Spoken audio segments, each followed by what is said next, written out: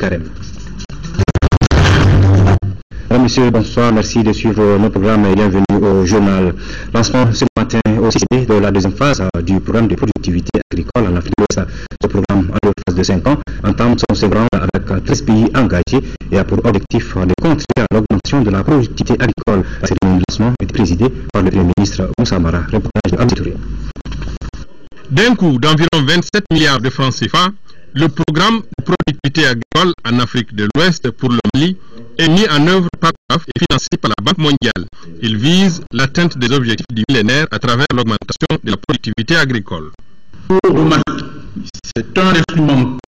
La coordination, la gestion et le suivi et évaluation du projet. Je reste convaincu que la diffusion à grande échelle de ces technologies permettra à notre agriculture d'atteindre les 6% de croissance. Ces bons résultats ont été obtenus grâce à l'engagement des chercheurs, des vulgarisateurs et des producteurs. Je saisis cette occasion pour leur exprimer mes vives félicitations. Assurément, avec ce projet, nous avons des chercheurs qui ne font pas que chercher, mais qui trouvent aussi. Pour amplifier les acquis de cette phase et d'accélérer la transformation de notre agriculture, le gouvernement du Mali a conclu avec la Banque mondiale un nouvel accord de financement de 60 millions de dollars pour une seconde phase de 5 ans. Ce programme vient à point nommé car le plan Mali émergent, souhaité par le président de la République, chef de l'État, prévoit les voies et moyens permettant au Mali de négocier les grandes transitions socio-économiques au mieux de ses intérêts. Au nombre de ces grandes transitions, la transition productive vers une agriculture intensive, soutenue par des technologies éprouvées, une forte professionnalisation des agriculteurs, une bonne maîtrise des outils de production et orientée vers le marché. Le programme de productivité agricole en Afrique de l'Ouest, phase 2, s'étend sur 5 ans. Et puis cet avis avant de poursuivre cette édition en prélude aux pourparlers intermaliens qui vont s'ouvrir la semaine prochaine à Alger. Le président de la République, son Excellence Ibrahim Boubacar Keïta, invite l'ensemble des leaders religieux à organiser ce vendredi et ce dimanche et jour suivant des séances de prière à travers tout le pays. Ces prières sont destinées à implorer le Tout-Puissant afin que les négociations se déroulent dans un climat apaisé pour la réconciliation nationale. Une rencontre entre le ministre de la Solidarité, de l'Action humanitaire et de la Reconstruction du Nord et le député du Nord s'est tenue ce matin au sein de ce département. Au cours de cette rencontre, le directeur général de l'Agence de développement du Nord ADN et le directeur des finances et du matériel du département ont parlé des réalisations faites dans les régions du Nord et les perspectives pour leur reconstruction. Les élus ont aussi donné leur point de vue. Compte rendu de Mohamed Doumbia. Rencontrer les députés du Nord, échanger autour des préoccupations des populations dans le domaine du développement, de la reconstruction et des difficultés sociales, c'est à l'ordre du jour de cette réunion. Il me paraît important aussi de vous faire le point de projets et programmes importants dont la mise en œuvre effective impactera significativement, j'en suis convaincu, le développement socio-économique des régions du Nord et constitue sans nul doute, en plus de la politique de régionalisation envisagée, aux préoccupations des populations du Nord du Mali. Créée en 2005 et fonctionnelle depuis 2007, l'Agence de développement du Nord a entre autres financé 276 projets jeunes, creusé des forages, des puits villageois, des salles de classe, des parcs de vaccination, des micro-barrages, des caisses d'épargne et de crédit, 32 milliards de francs CFA. Nous avons aujourd'hui un hôpital où il n'y a pas de spécialité, où les médicaments manquent. Donnons épreuve avec les blessés qui sont arrivés de Kidal. Nous savons également que sur ce plan alimentaire, les animaux souffrent énormément parce qu'il n'y a pas de pluie. Aujourd'hui, au-delà de la polémique après l'occupation des régions du Nord par les terroristes, tout est presque à reprendre. Des actions concrètes pour la reconstruction des régions du Nord et suivies par le département de la planification sont en cours. Et pourtant, selon les élus, la priorité aujourd'hui, c'est l'eau, l'électricité et l'humanitaire. Il faut qu'on veille à ce que les choses se passent normalement, comme le président, comme le pouvoir actuel l'exige, des changements dans la façon de gérer le développement de notre pays et puis l'assistance aux populations. Il faudrait que ça soit fait autrement que ça s'était passé par le passé. Pour certains élus, le gouvernement peut mieux faire. Nous avons des richesses ce n'est que l'organisation de nos moyens qui manque.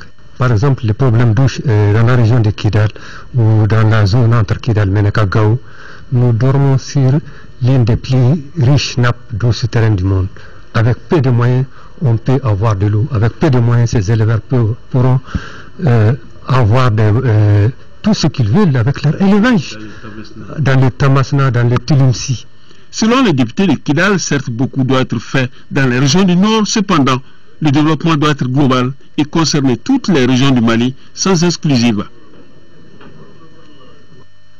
Le ministère de l'Urbanisme et de l'Habitat a remis cet après-midi les clés de 30 logements à leurs bénéficiaires. Le site situé à Samaya est réalisé par la Sopromac BTP et financé par la BMS SA pour plus d'1,5 milliard de francs CFA. Mohamed Diarra. 2 membres du gouvernement remettant les clés des logements sociaux à certains clients de la Banque malienne de solidarité BMS SA. Le geste a une portée historique puisque cela fait des années que certains rêvaient d'avoir un chez soi. Notre ravissement est d'autant plus grand que chaque fois qu'il nous vient l'idée de visiter cette cité, nous revient les chants de mon enfance que nous savons, que nous connaissons tous, si on est de la formation des années 1960, et qui est visiter les lieux, me donner quelques minutes de souvenirs, Samaya, encadré par le feuillage, on dirait un nid d'oiseau. Pour la réalisation de ce logement, la Sopromac BTP a été investie de la confiance de la BMS SA. Sur le présent site que nous inaugurons, il est prévu la construction de 167 logements de différents types, dont 30 logements déjà terminés et 13 logements à la demande des clients sont en cours d'exécution. Ces logements sont de type F2, F3, F4 et F5 pour des montants qui oscillent entre 23 et 35 millions de francs CFA. Pour cette première phase, l'institution bancaire a déboursé 1,6 milliard de francs CFA. Le coût élevé de ces logements, en moyenne 23 millions, c'est assez élevé pour la moyenne malienne. Mais il faut savoir que c'est l'incidence du prix du terrain. Le coût du terrain a été ici sur ce site 10 millions pour 250 mètres carrés. Alors pour 23 millions, si vous enlevez 10 millions le prix du terrain, vous êtes à 13 millions. Et ce ne sont pas des logements subventionnés à l'instar des logements sociaux. Cette complicité entre la BMS SA et Sopromac BTP vise à prendre une part importante dans la mise en œuvre du programme présidentiel qui est de réaliser 54 000 logements pour ce quinquennat. Un bel exemple public-privé qui doit inspirer d'autres. Je me réjouis de voir une entreprise malienne s'engager dans le privé-privé pour élaborer et mettre en œuvre un programme immobilier de manière à contribuer à la réalisation des ambitieux programmes dont s'est doté le gouvernement du Mali. Par-delà, on doit, en ce moment précis, apprécier combien le rôle des institutions bancaires peut être important dans la promotion, le renforcement et le développement du secteur immobilier. Le site est viabilisé et offre un cadre de vie meilleur aux nouveaux habitants de Samaya. S'enquérir des conditions de travail des agents de la Direction régionale du commerce et de la concurrence de Caille et de l'état d'approvisionnement du marché en riz et en sucre en ce mois de carême, procéder à la remise de vivres aux malades et aux prisonniers. Tels sont les objectifs de la visite ce vendredi à Caille du ministre du Commerce. Abdelkader Konaté a pu constater que le marché est bien approvisionné en produits de première nécessité à des prix abordables. Kansutu Konaté.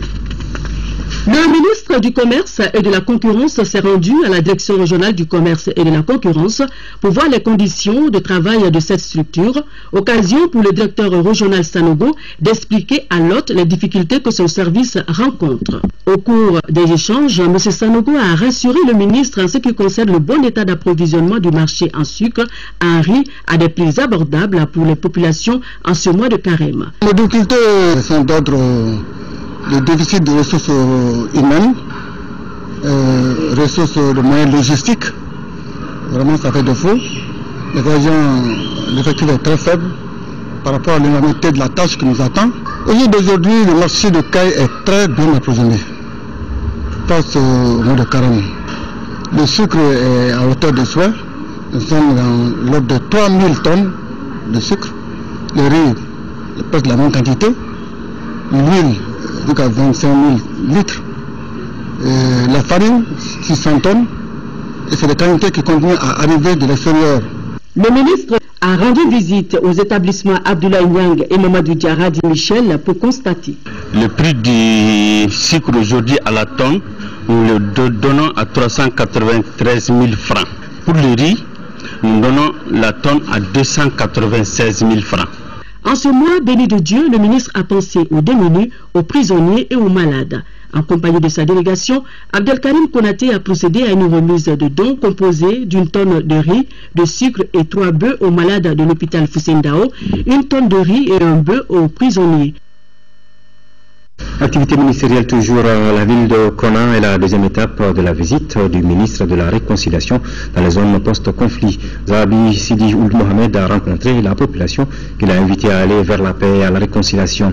Sur le terrain, il a pu constater l'état de destruction de la ville. Mais pour lui, la seule alternative reste la paix en attendant la reconstruction. Envoyé spéciaux, Tchadja Moussa Kamara, Moussa Arimaïga. 16 mois après le 10 janvier 2013, le jour suivant, qui a vu sa libération des mains des djihadistes, revoilà Konna, la ville martyre, et la ville symbole, à la rencontre cette fois du ministre en charge de la réconciliation nationale à travers une visite guidée ayant permis à l'ordre du jour d'apprécier au nom du gouvernement du Mali toute la dimension de la furie destructrice et la dimension des dégâts imposés à notre peuple depuis Konna, corollaire d'un combat héroïque et de l'engagement de nos forces armées de sécurité appuyées par Serval pour sortir vainqueur d'un combat dont l'honneur du Mali est le prix. J'ai un double sentiment qui me traverse. Le premier, c'est une pensée à toutes les victimes civiles et militaires, les braves soldats maliens qui se sont battus ici dans des conditions que tout le monde connaît. Et puis aussi les victimes civiles ici, le traumatisme des populations par rapport à cette guerre qui nous a été imposée.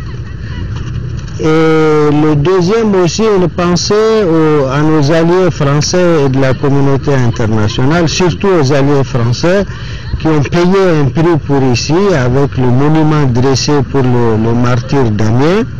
Et la troisième chose, je veux dire qu'il faut faire vite pour oublier tout ça, pour aller vers la paix, pour aller à la réconciliation. La rencontre avec les populations de Konna a permis au ministre de la Réconciliation, Zahabi Ould Sidi Mohamed, d'apprécier les préoccupations. Préoccupations de ses concitoyens auxquels il a annoncé la mise en place prochaine de la communauté Vérité, Justice et Réconciliation, tout comme le niveau très avancé des négociations aujourd'hui en cours entre le gouvernement et les mouvements armés à Alger. Au-delà des préoccupations de ses concitoyens, le ministre Zahabi Ould Sidi Mohamed a également apprécié l'engagement d'un peuple meurtri à Konna, mais debout, engagé et convaincu qu'il n'y a malgré tout pas d'autre alternative à la crise actuelle que la paix. La guerre là, on est fatigué jusqu'au bout. Nous, surtout nous les femmes, nos enfants, on a vu tout. Vraiment. La réconciliation, là, si on parle de réconciliation, c'est fait pour nous les femmes même, parce que c'est ce qu'on souhaite. La femme là, ne veut pas d'histoire. Nous voulons toujours la paix. On a même formé un bureau pour la réconciliation ici à Konna. On a une case de la paix pour Konna, fait par une femme. Et j'en profite pour lancer un appel à tous les mouvements armés pour qu'ils comprennent que la guerre ne résout pas ce problème. On ne peut pas résoudre ce problème par la force. Il faut le dialogue et il faut accepter de dialoguer parce que c'est de ça qu'on a besoin.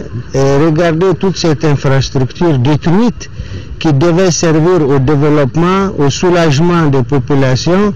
Voilà qu'on fait maintenant, on revient en arrière et il faut reconstruire tout ça. Konna en langue bozo signifie aide-moi. Et c'est tout le sens de la solidarité internationale autour du peuple malien, par tous les peuples du monde, engagés qu'ils sont à imposer la paix. Et dont le symbole vivant reste aujourd'hui Damien Boiteux, ici, mort pour Konna, mort pour le Mali et pour la paix mondiale. Comme la ville martyre qui renaît tout doucement de ses cendres. En 5e région, c'est la ville de Bandiagara qui a abrité les activités de la cérémonie de lancement du projet de renforcement de la résilience aux conflits et aux catastrophes des communautés affectées par les conflits dans les cercles de Douanza et de Bandiagara. Pour un coût total de plus de 91 millions de francs CFA, le présent projet vise le renforcement de la résilience des communautés touchées par l'insécurité alimentaire tout en améliorant les productions agricoles et les revenus des populations. Reportage de Aminata Touré.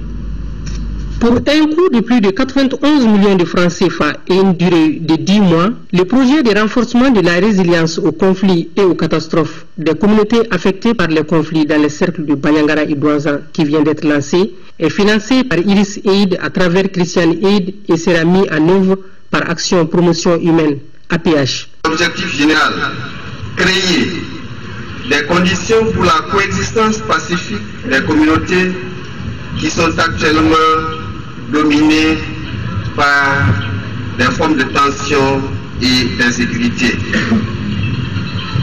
Renforcer la résilience des communautés touchées par l'insécurité alimentaire en améliorant les productions agricoles et les revenus des populations. Les zones d'intervention du projet sont les communes de Borkou, Soroli et Bandiagara dans le cercle de Bandiagara, Djamweli, Boré, Tiedi et Douanza dans le cercle de Douanza. Notre cercle a été durement éprouvé par la crise. Nous vous assurons de notre accompagnement pour que le projet atteigne l'objectif qu'il s'est assigné. J'exhorte tous les partenaires d'APH à œuvrer pour que le projet puisse atteindre l'objectif fixé. Les résultats attendus du projet sont, entre autres, de former en gestion de conflits 23 comités de prévention et de gestion des conflits, faire bénéficier 23 associations d'un appui de fonds de roulement pour les activités génératrices de revenus. La commission eau, énergie, industrie, mines, artisanat, tourisme et technologie de l'Assemblée nationale est sur le terrain. La délégation conduite par l'honorable Bakary Fomba a visité la centrale d'énergie hybride de Koumantou avant de se rendre à la mine d'or de Morila, une mine qui doit fermer ses portes dans 3 ans. Envoyé spécial à Koumantou et à Morila, Sidou Sissoko et Moïse Traoré. Koumantou sur l'axe Bougouni-Sikasso est la première étape de la mission de la Commission de l'eau, de l'énergie, des mines, de l'artisanat, du tourisme et des nouvelles technologies de l'Assemblée nationale. Depuis juillet 2012, la commune rurale de 14 000 habitants a le bénéfice d'un système d'énergie hybride. Le nombre d'abonnés est de 124 alors que la centrale peut desservir 300 foyers, unités et services. Le forfait payé mensuellement par l'habitant est de 3 000 francs, l'éclairage public y compris. Coût trop élevé selon certains, alors que la desserte est de 10 heures par jour. On devrait quand même avoir dans un premier temps 300 et quelques abonnés pour pouvoir mettre normalement les moteurs en marche. Mais cela ne tient pas, alors l'opérateur a jugé nécessaire quand même de prendre les premiers pas.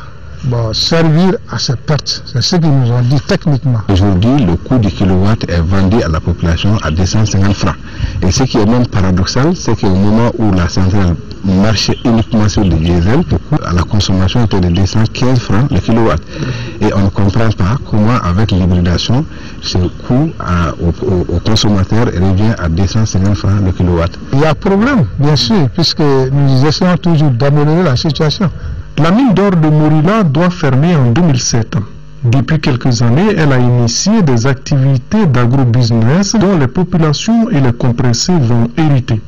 Des avaries de 145 millions, ça va être partagé entre les travailleurs. Les travailleurs licenciés, on ne souhaite pas ceux qui sont morts. À la date d'aujourd'hui, si on fermait la mine, en plus des droits, chaque travailleur va avoir plus de 500 000 francs CFA. Il devient de plus en plus impératif pour n'importe quelle société minière de s'intéresser aux autres activités de développement, notamment en s'inspirant sur les plans de développement économique, social et culturel de la communauté de base. La contribution de la mine d'or de Morila à l'économie du Mali depuis son ouverture est de 902 milliards de francs CFA. Le premier lingot d'or a été produit en octobre 2000. Plus de 500 millions de francs CFA pour insérer plus de 450 jeunes vulnérables dans les circuits de production après une formation qualifiante. C'est l'ambition affichée par le Conseil régional de Sikasso et ses partenaires, Handicap International et la SNV. Le projet Insertion professionnelle orientée, métier écologiquement responsable IPOMER, qui couvre les cercles de Bougouni et Sikasso, a été lancé ce jeudi. Ortem Sikasso, d'Ordre d'Équité. 450 jeunes vulnérables, dont 50% de femmes et 15% de personnes handicapées, 140 ateliers et coopératives vertes, 100 artisans et 10 agents de l'Agence nationale pour l'emploi sont les principaux bénéficiaires de ce projet intitulé Projet d'insertion professionnelle orienté, métier écologiquement responsable, IPOMER. La mise en œuvre est assurée par le consortium conseil régional, la SNV et Handicap International pour plus de 554 millions de francs CFA, financé par l'Agence française de développement AFD. Le projet IPOMER entre dans le cadre du 3e axe d'intervention de handicap au Mali. À travers ce projet IPOMER, Handicap International avec la SNV et le CES entendent répondre aux problèmes des populations rurales dans la recherche de conditions de vie satisfaisantes. Une initiative qui s'inscrit en droite ligne des priorités des collectivités décentralisées. L'objectif général est de contribuer à l'amélioration des conditions de vie des personnes vulnérables au Mali à travers une formation par l'apprentissage traditionnel innovante et un accompagnement vers l'emploi. La région de Sikasso, première région agricole et deuxième de l'élevage au Mali, est classée suivant les statistiques officielles parmi les plus pauvres du pays. Les projets couvrent les secteurs de Bougouni et Sikasso pour une durée initiale de 3 ans. Une semaine après sa prise de fonction, le nouveau commandant de l'opération Maliba, le colonel-major Younoussa Barazi Maïga, a entrepris une série de prises de contact après les partenaires de l'opération Serval, l'aménagement et les autorités politico-administratives. Le commandant a rendu une visite de courtoisie aux leaders traditionnels, coutumiers et religieux de la ville de Gao. Reportage de Daouda Zoumana Traoré avec la collaboration de l'équipe de la DIRPA. L'opération Maliba, à travers cette initiative, veut une fois de plus renforcer les liens de collaboration entre les femmes et la population de la cité des Askia. Pour ce faire, le commandant de l'opération Maliba a remercié les acteurs locaux pour leur soutien multiforme en faveur de toutes les entités de défense et de sécurité, ainsi qu'à leurs partenaires. Auprès de ces gardiens de la tradition, la satisfaction est le maître mot. Notre population doit être une population républicaine, c'est-à-dire elle doit collaborer avec son armée, elle doit aussi rester stable. Chaque fois qu'il y a quelque chose, les chefs d'initiative sont présents sur le terrain. Donc maintenant, il y a la calmie, on voit les gens, c'est tranquille, tu peux aller là où tu veux maintenant. Les religieux de Gao ont également accueilli le nouveau commandant du théâtre qui compte sur le concours et la clairvoyance de ses leaders. Nous sommes toujours ensemble avec nos frères de l'opération Frama. Donc vraiment, on est très satisfait de cette visite. Ça nous a aussi réconforté du fait que nous voyons que notre État pense toujours à collaborer avec nous. Comme le chef militaire est un meneur d'hommes, les religieux aussi sont des meneurs d'hommes. À travers ces représentants, nous savons pertinemment que tout va passer d'une manière positive, c'est-à-dire que l'adresse qu'ils vont lancer en direction de leurs fidèles sera bien entendue. Et c'est eux qui drainent les hommes, c'est eux qui reçoivent les populations, et les populations généralement ont beaucoup confiance à ceux qui viennent de l'église ou bien du musulman.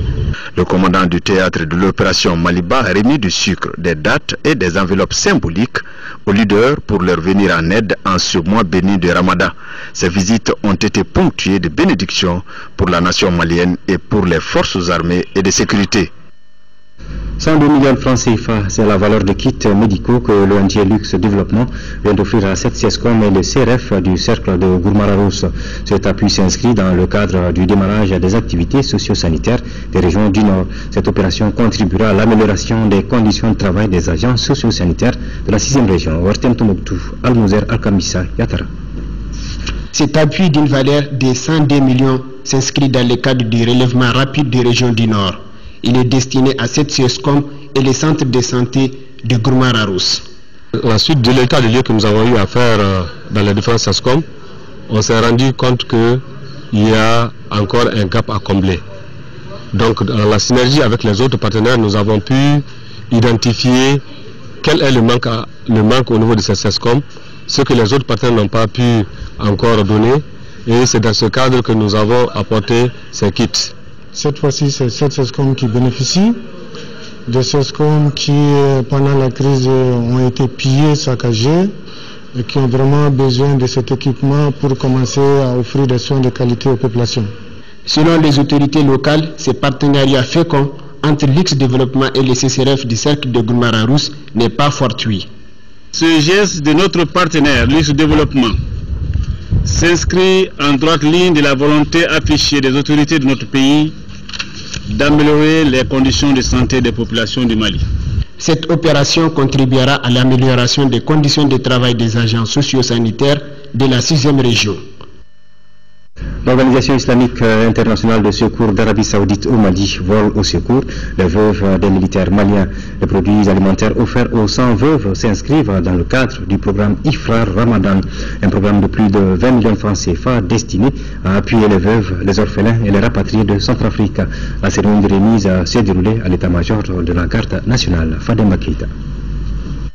Ce premier geste de l'Organisation islamique internationale de secours d'Arabie Saoudite est destiné à 100 veuves militaires des garnisons de Bamako, Kati et Koulikoro. Composé de riz, de sucre et d'huile, le don s'inscrit dans le cadre des activités du mois de Ramadan à travers le projet des repas des fins de jeûne ou des paniers alimentaires de bienfaisance du mois béni. Pour ce programme, nous allons distribuer cette année 35 tonnes de denrées alimentaires au profit de 570 familles, dont 100 familles de veuves militaires, 150 familles de déplacés du Nord, 100 familles de rapatriés de Centrafrique et 200 familles pauvres de Bamako. La direction du service social des armées et toute la hiérarchie militaire s'en réjouissent. Cette action hautement sociale, qui n'est pas une première, témoigne non seulement tout l'attachement que le peuple malien fait montre à l'égard des familles des forces armées, mais également la franche collaboration entre l'Organisation islamique internationale de secours au Mali et le ministère de la Défense et des anciens combattants à travers la direction du service social des armées. Je remercie donc les donateurs qui n'ont pas fait distinction, aucune distinction, et puis qui ont apporté ces dons pour encore soulager en ce mois particulier de Ramadan pour que les veuves et les orphelins puissent vraiment avoir quelque chose. Le programme Iftar Ramadan, en plus de 35 tonnes de denrées alimentaires au profit de 570 familles, prévoit également des aides humanitaires en faveur des régions du Nord, des séminaires de formation et la prise en charge des orphelins. L'Organisation islamique internationale de secours SIS à Jeddah en Arabie Saoudite est présente dans 34 pays, dont le Mali depuis 1994. Plus de 154 structures sanitaires privées enregistrées dans le seul district de Bamako. C'est le constat d'une opération menée par le Conseil de l'Ordre national des médecins du Mali. L'information a été rendue publique ce vendredi lors de la conférence de presse animée par l'institution. Une occasion pour les médecins d'étaler leurs ambitions pour la profession. Mamrou Sidibé. Le Conseil national de l'Ordre des médecins du Mali, installé en juin dernier, a initié cette conférence de presse. L'objectif est non seulement de présenter le bureau, mais aussi d'expliquer ses missions, son bilan en termes d'activités menées et les perspectives. Les missions de l'ordre, à savoir veiller au respect de l'éthique et de la déontologie, ont été source d'inspiration pour les journalistes. C'est ainsi que les hommes des médias ont voulu savoir le rôle du bureau dans la prolifération anarchique des structures privées, la violation de la déontologie dans certaines structures de la place. La liste n'est pas exhaustive. Nous sommes conscients de ce problème de prolifération des structures privées de façon anarchique. Cela n'a pas commencé aujourd'hui, ça a été fait de façon progressive. Mais il y a plusieurs niveaux de responsabilité, en tout cas pour ce qui concerne l'ordre des médecins. Nous avons pris le problème à bras le corps et ceux qui étaient illégalement installés de façon fantoche, nous sommes arrivés à fermer leurs portes. C'est pour cela que nous avons fermé près de 20 structures fantoches au niveau du district de Bamako. Au dire du président, son bureau, à travers des formations de la ressource humaine et d'autres activités, veut opérer un changement au niveau de la profession. Ce bureau de 12 membres veille sur 4600 médecins enregistrés. Nous sommes aujourd'hui 11 juillet et c'est la journée mondiale de la population. Cette année, l'événement est placé sous le thème « Investir dans la jeunesse ». Le Mali, avec plus de 14 millions d'habitants, reste l'un des pays les plus pauvres du monde avec un taux de fécondité de 6 enfants par femme. Alpha Maïga. La population du Mali est estimée à plus de 14 millions d'habitants selon le recensement administratif à vocation d'état civil RAVEC de 2008. Le taux de fécondité est de 6 enfants par femme selon la même source. Et c'est pour célébrer cette population qu'une journée lui est consacrée. Il s'agit du 11 juillet. À cette occasion, cette mobilisation particulièrement des jeunes pour commémorer la journée mondiale de la population. L'événement est organisé par le ministère de la Planification, de l'Aménagement du territoire et de la population. Le thème cette année, c'est investir dans la jeunesse, enjeux et importance. Donc, en réalité, la journée mondiale de la population, c'est pour vraiment faire passer un certain nombre de messages clés. Mais il est très important de noter que vraiment c'est une journée d'information sur les questions de population et de développement. Mais c'est une journée aussi de sensibilisation. Sensibilisation vraiment par rapport aux défis, par rapport aux problématiques posées à travers donc la mise en œuvre de la politique nationale de population. Rappelons que c'était depuis 1989 que le conseil d'administration du programme des Nations Unies pour le développement a recommandé de faire du 11 juillet la journée mondiale de la population. Le responsable de la fondation Wild a été face à la presse nationale pour faire la restitution d'un atelier que la fondation a organisé en mai 2013 à Bamako. L'atelier qui a permis de dégager plusieurs recommandations portées sur la réconciliation et la reconstruction post-conflit dans le Gourma malien. Reportage de Abdraman Maïka. Après son atelier sur la réconciliation et la reconstruction post-conflit dans le Gourma au Mali, la fondation Wild a rencontré la presse nationale pour faire la restitution des résultats de cet atelier. L'atelier tenu en mai 2013 a permis aux participants de faire des propositions concrètes relatives à la paix et au développement des cercles de Douanza, de Gourma Ararous et d'Ansongo. Le préalable à cela, il faut l'accompagnement de tout le monde, la volonté, l'engagement de l'État et surtout des élus. Ils sont incontournables dans cette situation. Que l'ensemble de ces partenaires s'asseyent ensemble, plus les partenaires techniques et financiers, et qu'on dégage un processus vers lequel on y va, impliquant tout le monde et sans faire d'exclusion de qui que ce soit. En organisant le présent atelier de Bamako, la fondation Wild visait plusieurs objectifs, parmi lesquels la mobilisation des acteurs pour favoriser en urgence la réconciliation et la reconstruction de la paix dans le Gourma malien et l'identification des menaces qui pèsent sur la paix au sein des différents groupes ethniques. L'une des pistes, c'est de faire des ateliers au niveau local, au niveau régional, pour qu'ensemble les gens puissent s'asseoir sous l'arbre et de discuter. L'eau est déjà versée, il faut oublier ça et de repartir sur de nouvelles bases et de faire en sorte que la situation vécue ne se reproduise plus jamais. La mise en place d'une plateforme sur les mesures immédiates à prendre, la définition des modalités de reconstruction post-conflit dans la zone du Gourma, accompagnée du processus de réconciliation nationale, sont entre autres objectifs poursuivis par l'atelier. 500 enfants de la commune de Mourdia dans le cercle de Nara ont désormais des extraits d'actes de naissance. L'établissement de ces actes administratifs a été rendu possible grâce à l'Association pour le progrès et la défense des droits des femmes APDF et son partenaire Orange Mali. Les documents ont été remis à leurs bénéficiaires au cours d'une cérémonie en présence des notables élus locaux et autorités administratives. Envoyés spéciaux à Mourdia, Amadou Kouyaté et Batraoui. L'acte de naissance est d'une impérieuse nécessité pour chaque enfant. C'est pourquoi l'Association pour le progrès et la défense des droits des femmes APDF a contribué à l'établissement d'extraits d'actes de naissance pour 500 enfants de la commune de Mourdia. Un enfant qui n'a pas d'acte de naissance est un enfant qui n'a pas d'identité. Et si les enfants n'ont pas d'acte de naissance, c'est un problème aussi de développement pour le Mali. Tous les enfants qui n'ont pas été enregistrés à l'état civil sont considérés comme n'existant pas. Donc c'est important même pour la politique de développement de l'État malien que les enfants puissent être enregistrés, qu'ils puissent avoir des actes de naissance pour faire en sorte que les politiques et les programmes qui vont être menés reflètent réellement la réalité. Cette sympathie de l'APDF envers les enfants est largement partagée par son partenaire, l'opérateur téléphonique Orange Mali, qui ajoutera qu'il faut aller au-delà. La Fondation a soutenu sans hésiter l'APDF parce que un enfant sans acte de naissance, c'est un enfant qui n'existe pas. Donc c'est un enfant qu'on ne peut pas scolariser, c'est un enfant qui ne peut pas avoir accès aux soins de santé de base s'il n'a pas de papier. Les enfants ont un papier maintenant, il faut penser à les scolariser. et en prendre en charge leurs frais de scolarité. Donc nous continuerons à accompagner la PDF pour que ces enfants puissent aller à l'école. Le donateur du jour n'a pas non plus oublié les mamans des enfants. Elles ont reçu à leur tour un moulin. Ce moulin est désormais installé au centre bâti cassé de Mourdia. Plus de 20 millions de francs CFA, c'est le coût d'un complexe de loisirs que l'ONG World Vision vient de mettre à la disposition des enfants de l'heure de développement de Kimparana dans le cercle de 100. Ce centre s'inscrit dans le cadre de la journée dédiée à l'anniversaire des enfants du secteur. Reportage de Kandesila. Le centre de loisirs de Kimparana est composé d'une salle et d'un espace de jeu équipé plus un terrain de sport.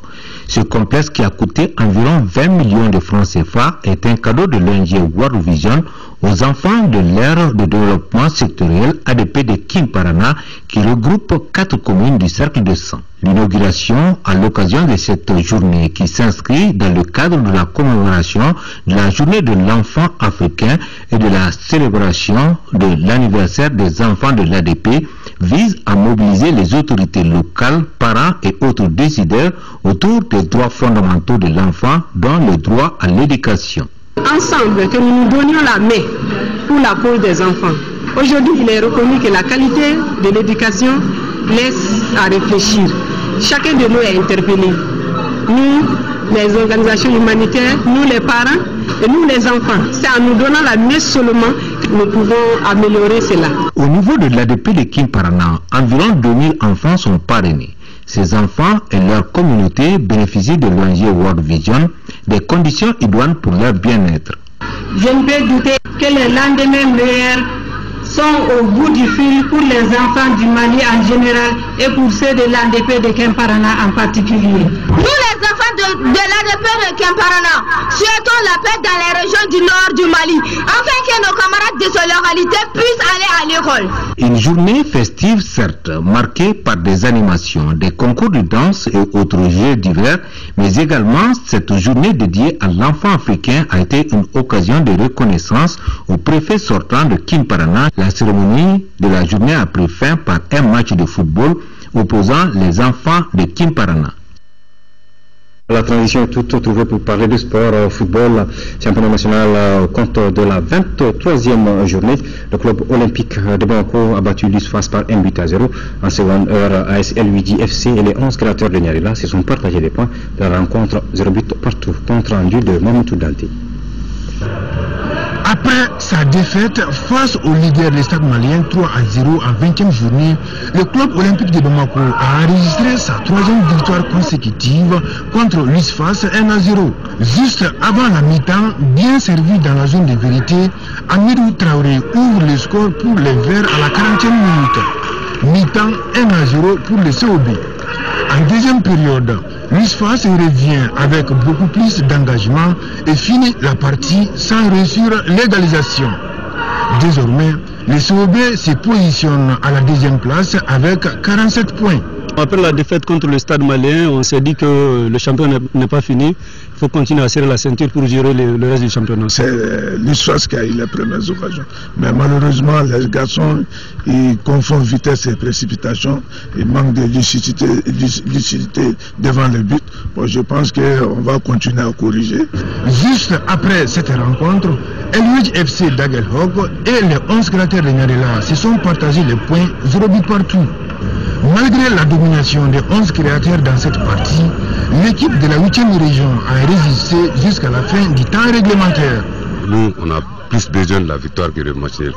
Mais on va se contenter de ça, c'est le football. Nous, quand même, on est optimiste et on va le rester jusqu'à la dernière journée. C'est une équipe qui n'a rien à perdre, ils viennent, ils jouent tranquille. Nous, on a une petite pression à nous de gagner pour se maintenir là où on est. Je pense que le partage de points est salutaire. À cette journée de la fin de Ligue 1, les 11 créateurs de Nyarela enregistrent ainsi 3 matchs nuls consécutifs. LUJ FC n'avait pas réussi à avoir des points depuis la 16e journée. Un but partout contre le Djoliba Assi. Désormais, l'équipe d'Agelhog a 9 points au compteur. Voilà, tout à l'heure, après ce journal, vous pourrez suivre un magazine consacré à la visite du Premier ministre en 3e région. Rendez-vous donc après le bulletin météo. Voilà, c'est tout pour cette édition. Merci de l'avoir suivi et bonne suite des programmes sur votre télévision nationale. Bonsoir.